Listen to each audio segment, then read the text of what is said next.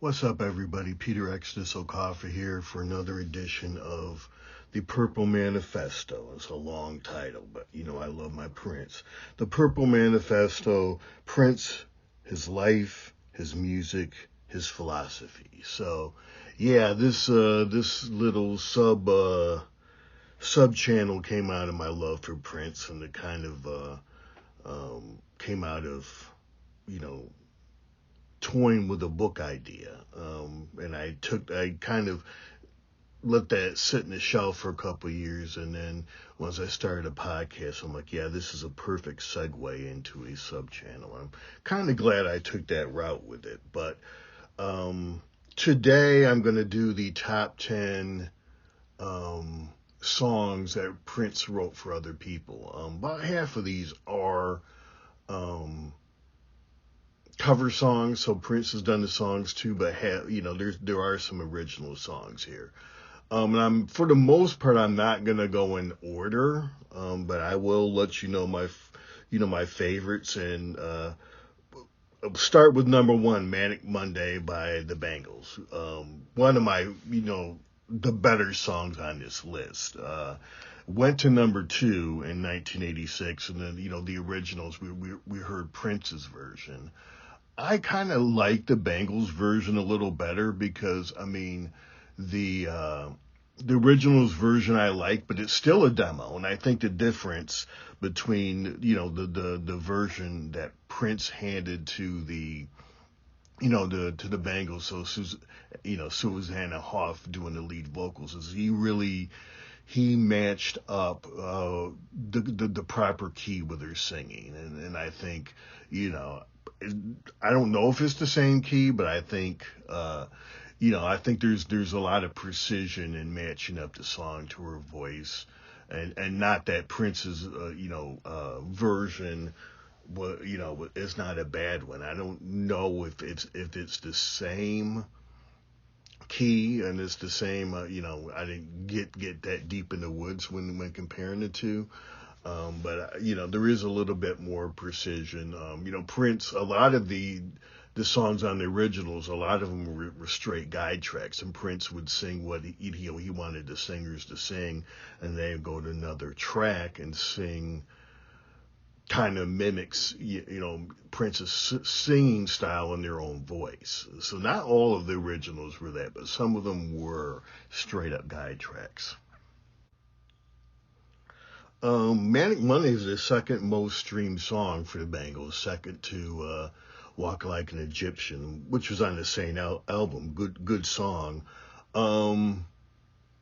Manic Monday by the Bangles, reached number 2 in the Hot 100, and guess what was number 1 and blocked it? Kiss by Prince, interestingly enough. So this is one of my favorite ones. It dropped in 86, and it just dropped at the perfect time. It kind of, sometimes songs just, hit, just drop, and it just kind of fits the moment when it drops. And I just remember, Manic Monday really fitting the moment when it came out.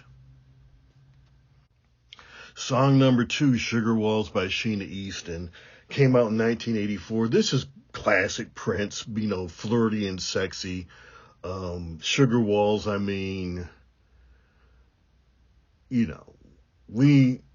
if you haven't heard, this was a big song. This charted pretty high. It was in the top 40, but Sugar Walls is female sexual anatomy, but there's nothing outside of Sugar Walls that alludes to it. There's nothing like really compared to the music today, which you're in some of these hip hop. What's the song I'm thinking of?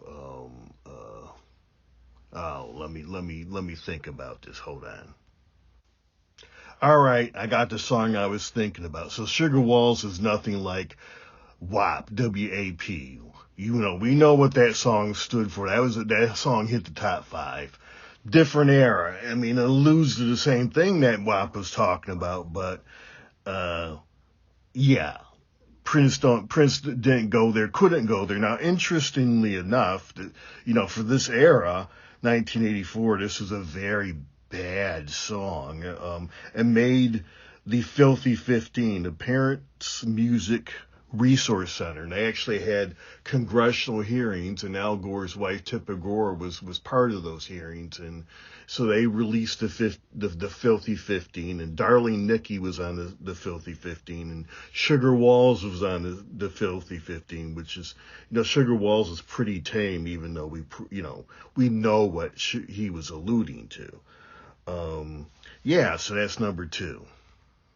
Number 3, I Feel For You, Chaka Khan, 1984. So Prince did I Feel For You on his second album, Prince. I'll be honest with you, I like Shaka's version better. Prince, late in his career, he has a version of I Feel For You, I believe, in the 2013 concerts at Montreux, and I think he does a pretty good job with that version. I've always liked Shaka's version. I mean, it's just a heavier beat and a little funkier. Prince's original version is kind of laid back and sweet and whatnot, but Chaka brings it on this one. I Feel For You, 1984. Chaka won a Grammy for Best R&B Vocal Performance by a female, and won that in 1985. Well, guess what? Prince was the songwriter, so it goes to the artist and the songwriter. So yeah, Prince has that somewhere. I know I've been to Paisley Park since he passed, and I know he has a couple of his Grammys. I don't know, I can't remember if this is one of them, but yeah, Prince got a Grammy for this. They put the hip hop flavor in with Melly Mel from Grandmaster Flash and the Furious Five. So this is one of the first songs to meld hip hop, as in bringing an actual hip hop performer and marrying them up with an R&B. I mean, this was, took off even much more, that this, pairing up of hip hop artists with R&B artists in the late 80s, and it just, throughout the 90s, it was the thing. Interesting enough too, I Feel For You, Chaka Khan used a sample from Stevie Wonder's Fingertips. So yeah, so that's number 3. And, by the way, this had, definitely Prince's blessing. Prince did, throughout his career, he would do Sweet Thing. He loved Sweet Thing by Chaka Khan, and then numerous times, they performed together. Matter of fact, I think in the 2000s, they performed together here in Indianapolis. I know of at least 3 or 4 times when Chaka Khan made a special appearance live with Prince over, a 20-year span. So they were friends, very close, and obviously, they're working together off and on for many years. I don't think Prince had anything to do with the actual making of the track, but he obviously, they worked together after this song, and so, I mean, they had Prince's blessing. Song 4, Nothing Compares to You, Sinead O'Connor, 1990. This was a smash. I'm pretty sure this hit if it didn't hit number 1, it was top 5, and it was one of the biggest songs in 1990. So Sinead released it, the Family, Prince gave it to the Family first in 1985, and that's a really underrated album. Had Paul Peterson or rechristened St. Paul on that. Susanna, Wendy's twin sister from the Revolution, was part of that band, and Jerome Benton was part of that band, and also Jelly Bean, the drummer for the time. So he kind of pieced it, the Family was kind of like the post-time band. It's actually a very underrated album. Screams of Passion's on there. They got some good stuff on it. But this was the first, time this song appears, and, Sinead O'Connor redid it with Prince's blessing. And Prince then did it with,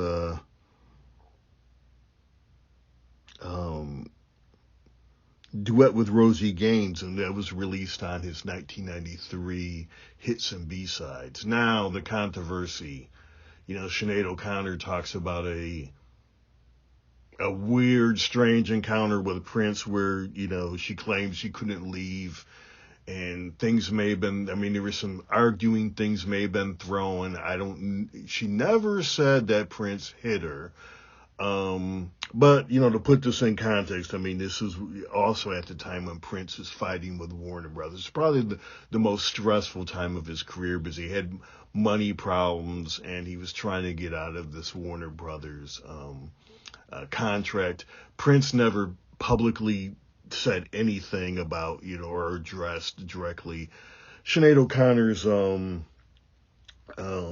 accusations, but Prince was very temperamental, and taking into account what was going on, his fight with Warner Brothers and the fact he needed, he had a cash crunch. This is about the time too when Diamonds and Pearls came out, which was a smash, but a lot of the hardcore Prince fans from the 80s don't particularly care for Diamonds and Pearls because they said it was too commercial. But hey, he has to pay, he has a lot of families to support, with the support staff around Paisley Park. Love me some Diamonds and Pearls. And, I'm making my way through the Prince albums, and hey, you can't argue with Diamonds and Pearls. So, all we know is, what Sinead O'Connor said. Prince never addressed it. It's never been addressed in a lot of the books that have been done on Prince, post, his death. So something went down there, It is what it is. And Sinead never, talked about it, I think after the mid-90s, she didn't talk about it either. So, I don't know if they hashed it out and whatever, but hey, it's out there. Song 5, Stand Back, Stevie Nicks. I'm a big Stevie Nicks fan, love her voice. It's very unique. This dropped in 1983.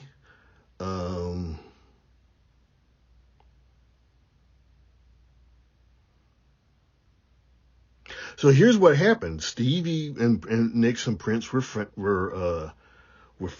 friends, and she started writing. She was inspired by Little Red Corvette, and started writing this song, and, called up Prince, and Prince was like, what do you think? And she was like to Prince, what do you think? Prince was like, I like it. And then, went to the studio and finished up Stand Back. So Stand Back is kind of straight pop, going back to Manic Monday too, kind of straight pop. But this was a big hit. This was one of her biggest solo hits. And again, this is 1983. A lot of these songs are early 80s. Now the interesting thing is Prince offered Purple Rain to Stevie Nicks, and was like, go ahead and write the lyrics. And she said she listened to it, was overwhelmed, and couldn't do anything with it. So yeah, interesting history there with Stevie Nicks and Prince. Song 6, When You Were Mine, Cyndi Lauper. So this is a remake of Prince's When You Were Mine off of the Dirty Mind album in 1980. Now, I've always looked at this as a tribute to to that 50s rock and roll, that rockabilly, even though Prince sprinkles in some synthesizers, but it kind of reminds me of that 50s rock. And then, supposedly, Prince was inspired by John Lennon to do When You Were Mine. And it does have a kind of that early Beatlesque feel too. That 63, 64, 62 Beatles sound, which was again an ode to that, that 50s classic rock. And then of course, with, Rubber Soul on, then the Beatles start, really hitting their groove and doing their own thing. So, but this is a good version. I like Prince's version a little better. Cyndi Lauper's is she uses a lot of synthesizers. This wasn't a huge hit for her off of her first album, but I still like it. It's still good, and I love, True Colors and by Cyndi Lauper. Cindy's, a one of a kind. So, yeah, so number 6, When You Remind Cyndi Lauper. Number 7, How Come You Don't Call Me Anymore, Alicia Keys. So Prince did this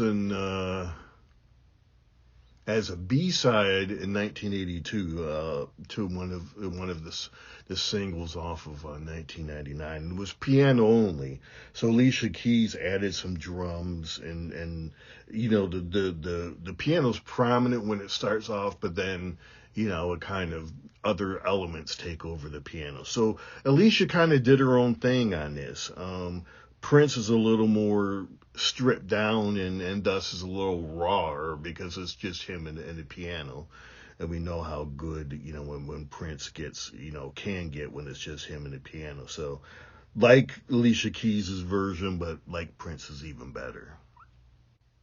So one thing just kind of jarred my memory when I'm talking about Prince and the stripped down nature of, his version of How Come You Don't Call Me Anymore. Let's go back to Nothing Compares to You again. Prince's very last show, it's on YouTube. It's, his concert at the Fox Theater in Atlanta, just him and a piano. And, the two best songs, from that set were Nothing Compares to You. That was the best, that kind of was the highlight of the show. So I wanted to, come back and say, hey, track that down and listen to it. It is powerful. It's amazing. Yeah. Number 8, Get It Up by TLC. Now, Prince wrote this song for the time in 1981, and took me a minute to find this because, but it was TLC did this for the Poetic Justice soundtrack, and they did this in 1993. So, hey, it's the time, it was funky, but this is an updated funky version. Like both versions, I don't know. I mean, they left high rap in this. It wasn't bad. It just, but still like the Times version a little better. Number 9, Do Me Baby. Now, this is only a hit. I mean, Prince obviously did this in 1981 and Controversy, and it's the introduction of Prince the Screamer. And, Prince is whatever, nobody can scream, I think, really. I mean, James, and you have different screamers, but nobody can scream and sing at the same time. If you really go and you listen to the wails and the howls of Robert Plant or of James Brown, it's always in between lyrics. And only 2 singers I know of who can scream and sing at the same time are Prince and Steven Tyler of Aerosmith. But yeah, that was the introduction of Prince, the sex god, the screamer, the screaming sex god. Melissa Morgan did a version in 1986 that was a big hit on black radio. It actually hit number 1 on the Hot Black Singles chart. Obviously, it's more subdued than Prince because nobody can scream like Prince. I mean, when I say screaming, I mean The Beautiful Ones is the ultimate, screaming Prince experience. But yeah, so this is the first one where Prince like turns that on. And you're like, whoa, yep, Do Me Baby. But Melissa Morgan did well and had charted, as I said, hit number 1 in the Black Singles chart in 86 with Do Me Baby. Finally, number 10, and I didn't even know this song existed until I started doing some research and trying to come up with the 10 best Prince songs he did for someone else. But Simple Minds did a remake of Sign of the Times in 1989. So what that was, Sign of the Times, I believe, was 87, 88 when the album came out. So it was soon after that. And if you remember Simple Minds, Don't You Forget About Me was their smash hit in the 80s. Now this is one of my favorites on this list because I love when a band, and it's very hard to do, but when you take what you do and you take the artist that you cover and you kind of meet in the middle, so it's half yours and half theirs. And this is really a beautiful blend of Prince and Simple Minds. So, we know it's Prince and it has, all the characteristics we love about Sign of the Times, but, that the Simple Minds bring that flavor that they brought. So this is on the album called Street Fighting Years. So this is in at number 10, but it's probably if I had to, 2 or 3, up there, and number 2 or 3 after Manic Monday as far as my favorite songs done by other artists written by Prince. All right, so I probably should have had this at the beginning, but, I don't know if this is Gemini mode or Virgo mode. It's definitely puts me in Gemini mode because, I take...